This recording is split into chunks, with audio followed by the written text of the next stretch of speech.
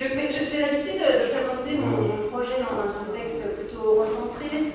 Et donc aujourd'hui, je pense que le message de ma recherche, je dois le modifier parce que ce que j'essaie de faire dans ma recherche, c'est de mettre en évidence le besoin de prendre en compte d'autres manières de voir le monde. Et j'ai pas besoin de vous convaincre de ça. Donc finalement, aujourd'hui, qu'est-ce que je peux faire? C'est expliquer la démarche dans laquelle je me retrouve, comment je suis arrivée à cette démarche ici, et mettre en évidence que j'ai beaucoup de questions avec très peu de réponses. Et que ces questions, par contre, restent quelque chose des dimensions méthodologiques et épistémiques que je trouve assez importantes dans la réflexion décoloniale dans laquelle on se trouve. Donc, le propos de ma présentation aujourd'hui et du projet que je mène depuis, que je traîne depuis très longtemps, que j'ai vraiment lancé juste l'an dernier, qui est de réimaginer les interventions de la paix au sein de la frontière burundaise et congolaise. Donc comment est-ce que je suis arrivée là? Donc ce qui est assez intéressant, je pense que les deux cas, donc, que ce soit le cas du Burundi ou le cas du Congo, il y a peu de gens qui vont dire que les interventions de la paix ont bien fonctionné. Les cas sont flagrants, il y a des millions qui ont été dépensés, il y a des centaines d'organisations internationales, nationales, des institutions ont été créées pour amener la paix. Le bilan est là. Le problème d'insécurité sont toujours là, si pas pire qu'il y a longtemps. Dans les débats académiques critiques de la paix, la position mainstream est assez claire de dire on est tous d'accord pour dire qu'un des problèmes des interventions de la paix, c'est qu'elles sont recentrées. Donc, mais ce que je ne comprends pas, moi, c'est si on est tous d'accord de dire que le problème, c'est le recentrisme des interventions de la paix, pourquoi on continue à faire la même chose qui ne fonctionne pas? Et donc, à partir de là, les 10 dernières années de ma recherche, on essaie de mettre en évidence la violence épistémique. De quelle manière les interventions de la paix et tous les outils qui y sont attachés infligent la violence de même. Donc je travaille beaucoup avec le travail de Tsebo Malingozi, qui est un Sud-Africain juriste, et qui parle de la justice conditionnelle comme un projet global d'épistémicide.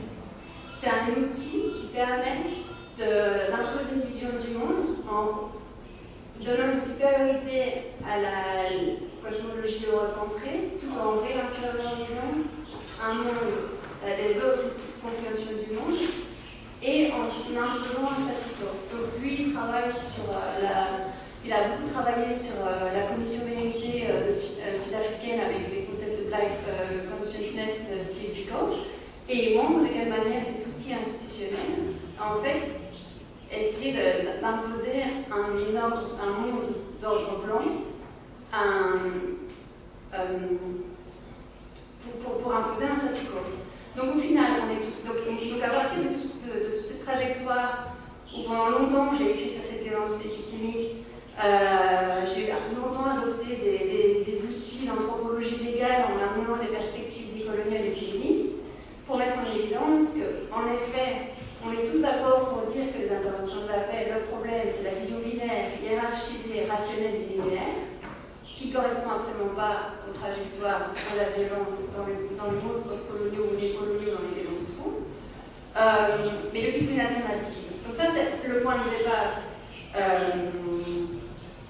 C'est mon positionnement scolaire, académique, les débats dans lesquels je m'inscris. Et mon projet de rêve est une réaction aux commentaires qu'on disait souvent dans ce monde universitaire, académique, anglo-saxon et francophone en Europe, à me dire oui, on est tous d'accord avec ta critique, mais il n'y a pas d'autre alternative, donc on continue avec ça.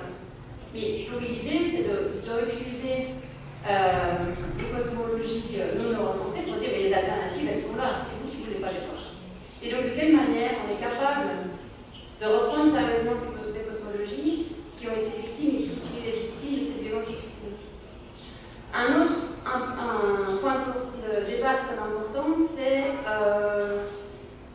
mes expériences personnelles de ces terrains de long terme avec des méthodes d'anthropologie légale, où j'avais énormément de cauchemars et de rêves récurrents. Et à travers ces cauchemars, les victimes des cas du génocide rwandais sur lesquels je travaillais à l'époque venaient et reprenaient vie dans les rêves.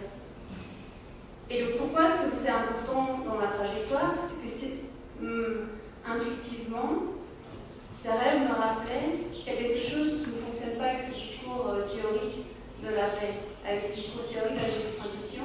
Intuitivement, il y avait quelque chose qu'on m'avait dit de ne pas prendre sérieusement, qui me disait ces théories ne fonctionnent pas. Et ce n'est pas uniquement parce qu'elles sont mal appliquées, ou ce n'est pas uniquement parce que le contexte politique fait en sorte que ces mécanismes de la paix ou de justice transition ne fonctionnent pas. S'il y a autre chose, il y a un problème normatif, il y a un problème épistémique. Donc, qui entre vous a déjà entendu parler du concept du pluriversalisme? Est-ce que c'est un concept que vous connaissez, non? Donc le pluriversalisme, c'est un concept qui a été qui est beaucoup utilisé dans le contexte latino-américain, mais qui commence à être utilisé dans beaucoup d'autres endroits. Les théoriciens décoloniaux qui ont théorisé ou qui travaillent sur les visions pluriverselles retracent le terme par rapport à un discours du sous-commandant Marco du mouvement zapatiste au Mexique. Donc je lis le texte qui fait juste 3-4 minutes. Beaucoup de morts sont promenés dans le monde. Des mondes sont créés. Beaucoup de mondes nous font. Il y a des morts et des mondes qui sont des mensonges et des injustices. Il y a des morts et des mondes qui sont véridiques et vrais. Dans le monde des puissants, il n'y a de la place que pour les grands et leurs ailes. Dans le monde que nous voulons, tout le monde a sa place. Le monde que nous voulons est un monde dans lequel de nombreux mondes ont leur place. Donc c'est un texte, c'est un discours qui a été donné en 1994 en réponse à l'hégémonie américaine, nord-américaine et l'État mexicain sur les mouvements indigènes du Chiapas. Mais d'autres chercheurs décoloniaux créoles disent qu'en fait, déjà dans ces airs, on peut voir une certaine forme de pluriversalisme. Donc lui, dans son discours de démission de la moitié 1954, plus ou moins, je ne sais plus exactement, qui dit que le provincialisme, non, pas du tout. Je ne vais pas m'enfermer dans un certain particularisme et je n'ai pas non plus l'intention de me perdre dans un universalisme désincarné. Il y a deux façons de se perdre, par une ségrégation emmurée dans le particulier ou par la dissolution de l'univers. Mon idée de l'universel est celle d'un universel riche de tout ce qui est particulier, riche de tous les particuliers, de l'approfondissement et de la coexistence de tous les particuliers. Donc en gros, ce que j'essaie de mettre en évidence ici, c'est que le pluriversalisme, c'est un concept qui est assez utile, qui a été théorisé énormément dans la littérature hispanophone en Amérique latine, qui a été reprise beaucoup dans les débats depuis des années, pour les 20 dernières années, et qui pour moi résonne beaucoup avec beaucoup des débats qu'on a ici d'un point de vue plus philosophique. Et ce qui est utile dans cette idée du pluriversalisme, c'est qu'il y a une coexistence des mondes avec la hiérarchie, et que dans malgré cette hiérarchisation, il y a une existence, et des personnes dans la marge continuent de vivre dans leur cosmologie, même si elle n'est pas toujours nécessairement prise au sérieux. Donc en gros, qu'est-ce que j'essaie de faire avec tout ça, et pourquoi les rêves? Donc en tant que quelqu'un qui a passé 15 ans à faire des terrains, je ne vais pas me réinventer comme théoriste du pluriversalisme, parce que c'est pas comme ça que le système d'emploi fonctionne en Europe. Donc je me suis dit que je vais trouver un point d'entrée. Le point d'entrée a été le point des rêves, pour la raison à laquelle j'avais mentionné, et parce que je trouve que le rêve, en fait, au-delà de l'eurocentrisme, a énormément une grande diversité de fonctions sociales dans la vie éveillée. Donc un rêve peut être soit une prémonition, soit une révélation spirituelle, une communication avec les morts, des voyages que l'esprit prend au nom du corps, même si dans les mondes dans lesquels moi j'ai évolué, c'est une partie des mondes dans lesquels j'ai évolué, je vois ça comme un phénomène neuroscientifique ou une implication dans l'état émotionnel. Une autre valeur la textualité du rêve aussi nous donne une temporalité qui n'est pas linéaire, où dans la prémonition, on est dans le présent, dans le futur en même temps. Dans la communication avec les morts, on est dans la communication intergénérationnelle, où le passé, le présent et le futur sont ensemble. Et donc, c'était une idée pour se dire, on va travailler avec des rêves, parce que je ne vais pas les demander aux gens, et je ne veux pas me retrouver dans une situation eurocentrique à demander quelle est ta cosmovision. c'est pas une question de licence. Mon ambition n'est absolument pas d'être dans... Donc aussi bien j'essaie de sortir du logocentrisme, j'essaie de sortir de l'extraction de la connaissance, ce serait complètement ridicule de croire qu'en faisant des terrains, je vais pouvoir comprendre et expliquer les cosmologies, les rêves, dans des contextes de laquelle je n'ai pas grandi.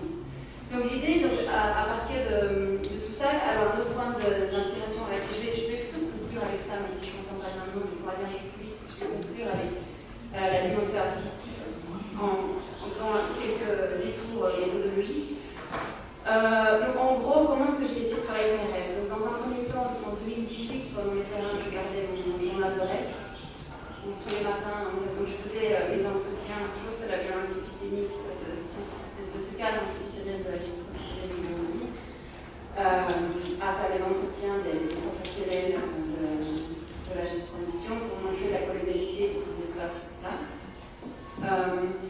Et en même temps, j'avais énormément de rêves, et je prenais mes rêves, et donc à travers les rêves, je peux voir comment cette violence sur laquelle je travaille rentre dans mon corps et rentre avec moi en Europe quand je rentre chez moi. De là, j'ai essayé de faire des ateliers créatifs, donc dans l'idée de ne pas travailler avec le logocentrisme, mais de rentrer d'aller au-delà du discours. J'ai fait toute une série d'ateliers pilotes en travaillant avec des groupes à essayer de reproduire visuellement avec des métaphores comment les rêves sont compris. Il y a énormément de choses positives et négatives avec dans ce processus-là. Les métaphores, le dessin marchaient très bien parce que justement on allait dans un niveau de profondeur des conversations et on parvenait à se décentrer de l'eurocentrisme. Et l'idée c'était de travailler sur la coproduction du savoir, à faire sens entre nous de qu'est-ce que ça voulait dire pour avancer la vie. Et là j'ai fait marche arrière parce que justement dans cette démarche-là, j'avais travaillé avec 3 métaphores. La première métaphore, c'est si votre rêve était une créature, quelle créature ce serait, quel type de respiration avez-vous, et puis qu'est-ce que ça veut dire. Et dans le moment de la conversation, qu'est-ce que ça veut dire, on m'a regardé, c'est ça que vous voulez. Mais moi, je veux rien. Je veux dire, je veux essayer de décentrer le savoir avec lequel on travaille. Mais je ne veux pas être tributaire de. En tout cas, je pense que je me trompe de méthode si à la fin de l'atelier, on me demande si c'est ce que je voulais. Ce que je voulais, c'était justement de ne pas être celle qui décide ce qu'on veut. Donc en gros, qu'est-ce que je vais essayer de conclure assez rapidement. Donc en gros, je pense que quand je parle de défis et d'opportunités, il y a une opportunité énorme de travailler des cosmologies, mais qu'est-ce qu'on en fait et comment est-ce qu'on avance? Déjà, j'ai le luxe pour l'instant de pouvoir avancer lentement. Et avoir posé des ateliers pour bien montrer qu'on est dans un processus lent, on n'est pas. Je viens avec mes pôles pointures, on fait des dessins, je reviens avec des dessins, et on continue, c'est long, on fait marche arrière. Et d'ailleurs, dans les prochains ateliers, on va plutôt travailler avec la métaphore du lac. Qu'est-ce que le lac de la région veut dire et qu'est-ce que la cosmologie du lac a, parce que ça c'est quand même quelque chose de plus concret. Qui va certainement venir avec d'autres petits positifs et négatifs. Mais en gros, une autre chose que j'avais envie de dire aussi, c'est que finalement, on est en train de se poser la question de comment faire avancer la nouvelle pensée africaine. Mais est-ce qu'elle n'est pas déjà là, la nouvelle pensée africaine? Est-ce qu'il n'y a pas déjà eu énormément de livres qui mettent en évidence qu'on a. Là, ici, j'en ai pris 2 par hasard avant de prendre l'avion sur la marginalisation de l'épistémologie des femmes africaines, où le grand connu en Europe, la nouvelle personne à la Savello, Mbonougadéchi, qui parle de la déprovincialisation de l'Europe, de l'Epistemic Freedom. Et donc dans ce cadre-là, ça fait quand même des décennies qu'il y a énormément d'artistes, aussi bien sur le continent africain qu'ailleurs, qui travaillent à imaginer un monde. Donc, il y a d'autres secteurs qui savent déjà imaginer un monde. Et comment est-ce que concrètement on peut remettre ça dans une gouvernance de la paix? C'est un processus qui prend son chemin